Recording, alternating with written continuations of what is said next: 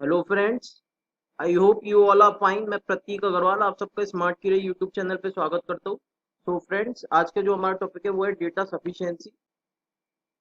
तो with in 10 seconds भी आप कर सकते हो कुछ कुछ क्वेश्चन को, यकीन मानो। अब ये क्वेश्चन हमने कहाँ से पिक करा है? आरआरबी स्केल 1 मेन से हमने पिक करा है, ठीक है। कुछ क्वेश्चंस आप विद इन 10 सेकेंड्स आप सॉल्व कर लोगे। क्या ट्रिक क्या है मैं आपको बता दूं। ये पार्ट 2 है हमारा। पार्ट 1 में मैंने और आपको बेसिक क्वेश्चन कराए हुए हैं, आप पार्ट 1 देख सकते हैं। देखो, दो चीजें दो आपसे जो क्वेश्चन पूछता है, दो तरीके के क्वेश्चन होते हैं इसमें। या तो इसमें आपसे कंपैरेटिव वैल्यू पूछेगा क्वेश्चन में, समझ रहे हो, कंपैरेटिव वैल्यू पूछेगा, या रिलेटिव वैल्यू पूछेगा आपसे, सॉरी, या डेफिनेट वैल्यू पूछेगा, या डेफिनेट वैल्यू पूछेगा। कंपैरेटिव और रिलेटिव एक ही बात है। कंपैरेटिव या रिलेटिव जिसमें कंपैरिजन हो। तो मान लो आप स्टेटमेंट में आपका रेशियो दिया हुआ है, तो एक बात याद रखना, डेफिनेट वैल्यू आप कभी भी रेशियो से फाइंड नहीं कर सकते, समझ लो। और कंपैरेटिव वैल्यू आप फाइंड कर सकते हो। अब यही ट्रिक क्या है, इसका जो बेसिक क्रक्स है वो आपको पार्ट 1 में मिलेगा, आप देख सकते हैं। और आरआरबी की स्ट्रेटेजी की वीडियो मैं बहुत जल्द लाऊंगा, ठीक है। काफी रिक्वेस्ट आएगी हम पे। सो क्वेश्चन को देखते हैं जल्दी से। क्वेश्चन को एक बार पॉज करके खुद से ट्राई करिएगा, फिर मेरी अप्रोच देखिएगा। तो सबसे पहले आपको इसमें करना क्या है? सबसे पहले क्वेश्चन को पढ़ना है। सबसे पहले क्वेश्चन को पढ़ना, find the initial investment of Shobhit. फिर देखना है इसमें क्या दिया हुआ है क्वेश्चन में। Three friends, Rohit, Mohit and Shobhit, started a business together, ठीक है। पहले स्टेटमेंट में क्या दिया है? Profit earn by Shobhit, profit earn by Shobhit is, अभी पार्टनरशिप का क्वेश्चन है। पार्टनरशिप का आपको एक चीज पता होना ही चाहिए, प्रॉफिट इक्वल्स टू क्या होता है आपका? इन्वेस्टमेंट इनटू टाइम, याद रखना। प्रॉफिट इक्वल्स टू क्या होता है आपका, हमेशा याद रखिएगा, इन्वेस्टमेंट इनटू टाइम। अगर टाइम आपका तीनों का इक्वल है तो क्या हो जाएगा? प्रॉफिट इक्वल्स टू इन्वेस्टमेंट, ठीक है। तो शोभित का प्रॉफिट कितना है? 2000 आउट ऑफ 6000, 2000 आउट ऑफ 6000। तो यानी हम क्या बोल सकते हैं, 2/6 या फिर 1/3। ठीक, तो क्या बोला है? Sum of the initial investment of all the three together is इतना, ठीक है। टाइम के बारे में कोई बात नहीं हो रही, यानी टाइम इक्वल है।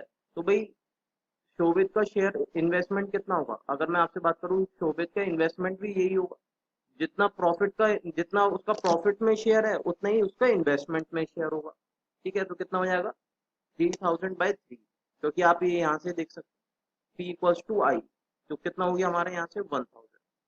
यानी alone statement 1 is sufficient to answer the question. Statement 2 देखो, initial investment of Mohit was ₹200 more than the initial investment of Shobhit. Ratio of initial investment of Rohit and Shobhit is 4:5।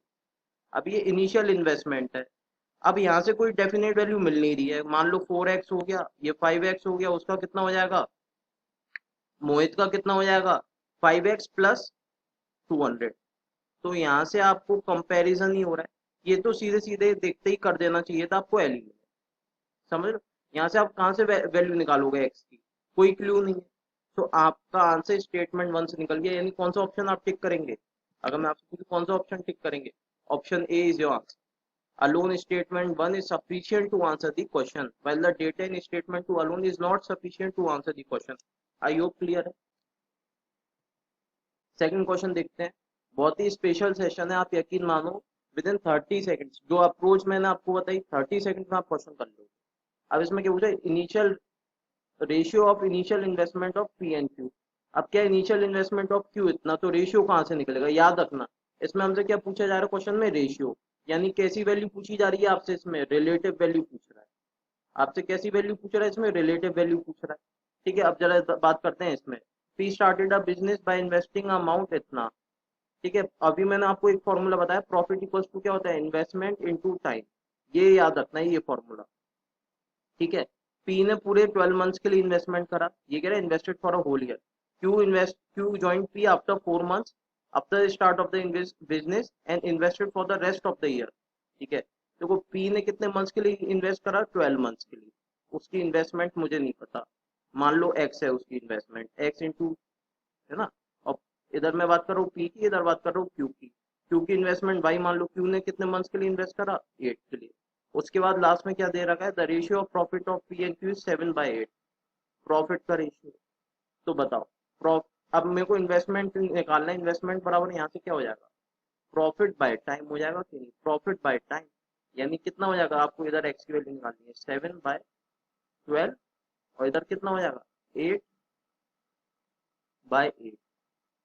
मतलब इधर हमारा रेशियो आ जाए, क्रॉस मल्टीप्लाई कर दोगे तो मतलब हमें आंसर से नहीं है, मतलब हमें रेशियो से था, यानी statement two is sufficient to answer the question. यहाँ पे देखो करना क्या था आपसे, इसमें कैसी कौन सी वैल्यू पूछी थी क्वेश्चन में, कंपेरेटिव वैल्यू पूछा था, और यहाँ पे भी हमें कंपेरेटिव वैल्यू दी हुई थी, यहाँ पे डेफिनेट वैल्यू थी, तो ये तो मैंने सीधा आपका एलिमिनेट कर दिया, यानी बी ऑप्शन इज जो आंसर। आई होप क्लियर है, आई होप क्लियर है, कौन सा आंसर हो जाएगा, बी ऑप्शन बी। इसी तरीके से इसमें देखते हैं, ऑन अ टूर, ये हमने कहाँ से पिक करा है, आरआरबी स्केल 1 3 से पिक करा है। On a tour Harry bought a cam recorder worth 25% of the money he है, find the amount of the money he was carrying. ठीक है, मान लो उस पर जितना भी पैसा था उस पर 100%, हैरी पे आपका कितना मनी था 100%, 25 का उसने क्या परचेज करा, कैम रिकॉर्डर। ठीक है, कैम रिकॉर्डर। तो आपसे पूछा क्या, find the amount of money, 100% की वैल्यू पूछ रहा है। He bought N MP3 player for rupees जितना, तो इससे कुछ नहीं मिलेगा, क्योंकि बात कर रहा है MP3 प्लेयर की, हमें बात करनी है कैम रिकॉर्डर की। He sold the cam recorder इतना, तो कुछ सेलिंग प्राइस गिवन है और प्रॉफिट परसेंट गिवन है, यहाँ से कॉस्ट प्राइस आ जाएगा, उस कॉस्ट प्राइस को मैं इक्वल रख दूंगा 25% के, फिर इंटू 4 कर दूंगा तो 100% की वैल्यू आ जाएगी। आंसर फाइंड नहीं करना है, सीधा statement two is sufficient to answer the question. I hope clear, I hope clear है। एक क्वेश्चन होमवर्क के लिए दूंगा, प्लीज कमेंट सेक्शन में आंसर करो। इसका अगर नेक्स्ट पार्ट 3 जब भी लाएंगे तो यहीं से स्टार्ट करेंगे, कंफर्म यहीं से स्टार्ट करेंगे। तो प्रोबेबिलिटी से क्वेश्चन है, ठीक है, प्रोबेबिलिटी से क्वेश्चन है। तो ये आपका होमवर्क हो गया, इसके संग आज के सेशन में इतनी ही रखते हैं फ्रेंड्स। सेशन अगर अच्छा लगे तो प्लीज लाइक करो, कमेंट करो। ठीक है, नेक्स्ट टॉपिक बताइए किसका चाहते हैं, कॉन्सेप्ट बता सकते हो, किसी कॉन्सेप्ट में प्रॉब्लम है। आज के लिए इतना रखते हैं, और डिस्क्रिप्शन में आपको टेलीग्राम का लिंक मिल जाएगा। Thank you friends, have a good day.